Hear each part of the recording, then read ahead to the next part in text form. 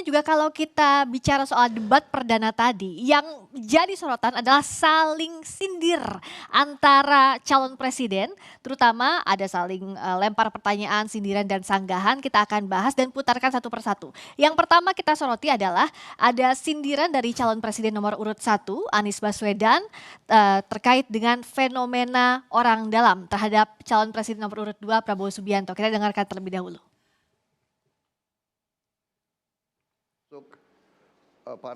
Jadi menggunakan teknologi yang disampaikan Mas Anies sudah betul. Fenomena ordal ini menyebalkan. Di seluruh Indonesia kita menghadapi fenomena ordal. Mau ikut kesebelasan ada ordalnya. Mau masuk jadi guru ordal. Mau daftar sekolah ada ordal. Mau dapat tiket untuk konser ada ordal. Ada ordal di mana-mana yang membuat meritokratik nggak berjalan. Yang membuat etika luntur. Dan ketika fenomena ordal itu bukan hanya di masyarakat, tapi di proses yang paling puncak terjadi ordal, maka rakyat kebanyakan, dan ini saya rasakan beberapa waktu yang lalu, beberapa orang guru berjumpa dengan saya dan mereka mengatakan, Pak, di tempat kami pengangkatan guru-guru itu mendasarkan ordal. Kalau tidak ada ordal, nggak bisa jadi guru, nggak bisa diangkat. Lalu apa jawabannya? Atasan saya bilang, wong yang di Jakarta aja pakai ordal, kenapa kita di bawah tidak boleh pakai ordal? Negeri ini rusak apabila tatanan itu hilang. Demokrasi, kekuasaan tertinggi ada di rakyat. Hakim yang tertinggi adalah rakyat. Tanggal 14 Februari, rakyat yang akan mengambil keputusan. Kalau kami tidak benar, salah, berkhianat, rakyat yang akan menghukum kami. Waktu masih ada, Bapak? Saya ke Mas Rizal dulu, gimana tanggapannya tadi soal fenomena ordal dan lunturnya etika? Tapi tadi disebut juga sama Pak Anies, bahkan di posisi puncak aja ada ordalnya. Ya, sebelum ke situ saya mau menanggapi tadi yang dari panelis Mas Usman. Saya perlu meluruskan istilah konservatif itu ya. Saya kira itu kategori yang tidak tepat karena tidak melihat secara komprehensif apa yang disampaikan oleh Pak Prabowo tadi. Misalnya di masalah Papua ya. Memang disebutkan dengan diksi tadi separatisme, teroris. Kita harus bertanya dengan kosakata apa kita untuk menyebut ada kelompok bersenjata yang punya bendera sendiri dan ingin merdeka. Tolong sebutkan kosakata apa yang perlu disebutkan. Sebentar. Jadi enggak, sebentar, saya selesaikan dulu. Ini kan giliran saya. Setelah ini saya tanggapi kemudian teroris. Lihat fakta di lapangan. Ya, ada terjadi juga ya warga yang kemudian diintimidasi, kemudian ada juga rumahnya dibakar, bahkan ada di suatu tempat menjadi pengungsi. Ya, nah itu kosakata apa? Penggunaan kosakata kita bisa berdebat, tapi fakta di lapangan seperti itu. Nah belum lagi tadi Pak Prabowo menyebutkan ada hal-hal lain yang setuju, dialog setuju, keadilan untuk Papua setuju, kemudian merangkul yang ada di sana setuju. Bahkan kalau dilihat di luar acara debat tadi ada statement yang disampaikan Pak Prabowo soal Papua itu. Beliau akan menggunakan soft approach. Itu ada jejak digitalnya bisa ditemukan. Dan kemudian memberikan penawaran tertinggi untuk mengupayakan penyelesaian Papua. Yaitu melalui amnesti. Nah jadi itu saya ingin luruskan ya. Nah kemudian soal ordal tadi. Ini kan kaitannya dengan etika. Jadi kalau dipahami secara keseluruhan.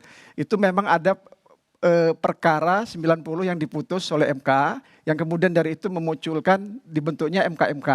Tetapi di dalam putusan MK-MK itu tidak ada menilai soal putusan 90. Nah kemudian dalam perkembangannya ada lagi perkara lain, perkara 141. Di dalam perkara 141 itu 8 hakim secara keseluruhan tidak ada dissenting opinion, ya, kemudian tanpa ada keterlibatan satu hakim lain yang disebut-sebut soal etika, itu ternyata sepakat bahwa tidak ada masalah dengan putusan perkara nomor 90. Nah jadi persoalan apa dengan itu? Nah, saya kira itu. Tadi ada dua hal yang berbeda, biar lurus dulu di sesi ini ke Bung Usman dulu, nanti baru soal yang etika tadi ke Bung Teguh Juwarno. Silakan ke Mas Jadi Usman dulu. lalu istilah apa katanya kan yang lebih tepat daripada separatis? Kalau seandainya kita membaca kajian Lemhanas, Lembaga Ketahanan Nasional milik pemerintah, kajian per Februari, mereka menyatakan bahwa kelompok pro kemerdekaan Papua, termasuk yang bersenjata, itu lebih tepat disebut sebagai kelompok pembebasan, bukan kelompok teroris. Kelompok teroris dan kelompok separatis ini sebenarnya dua istilah yang sangat bermasalah. Karena ketika disematkan kelompok teroris, pendekatan hukumnya menjadi pendekatan hukum yang luar biasa.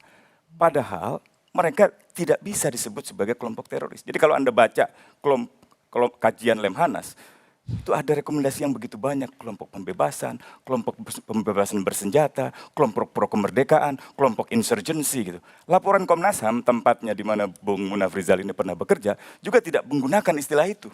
Mereka lebih menggunakan istilah kelompok pro kemerdekaan bersenjata. Bahkan Komnas HAM, tempat lembaga Bung Munaf Rizal ini bekerja, juga merekomendasikan dialog.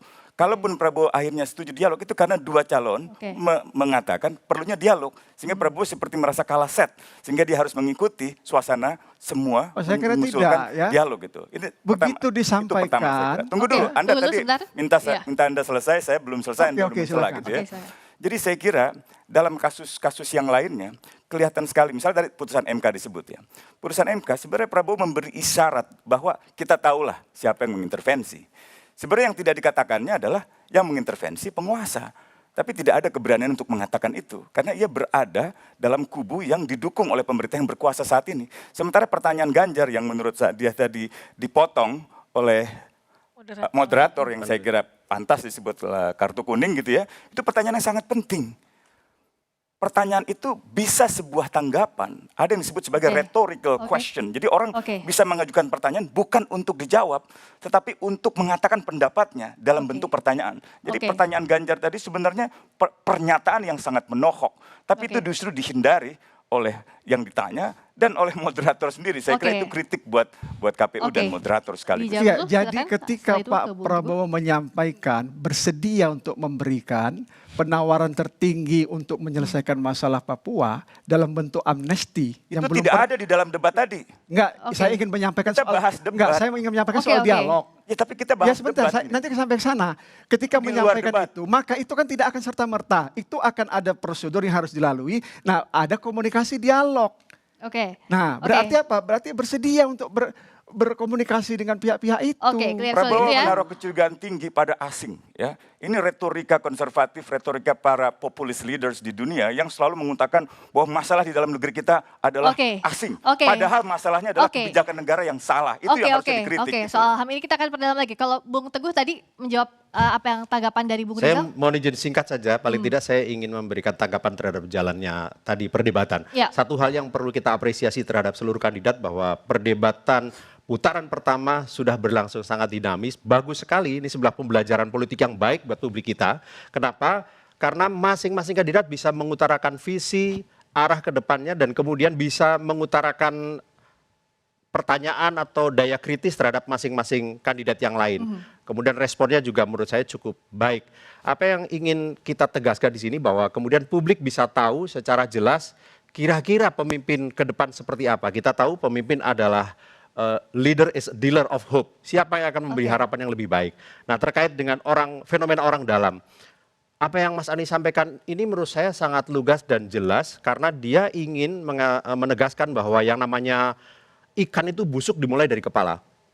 Dan Mas Anies mencontohkan ketika beliau menjadi menteri, putrinya yang baru lulus SMA tidak kemudian beliau bantu untuk kemudian bisa dapat kemudahan masuk ke perguruan tinggi negeri yang terbaik misalkan. Itu apa? Itu artinya apa? Dia ingin memberikan keteladanan dan dia buktikan dalam perilakunya.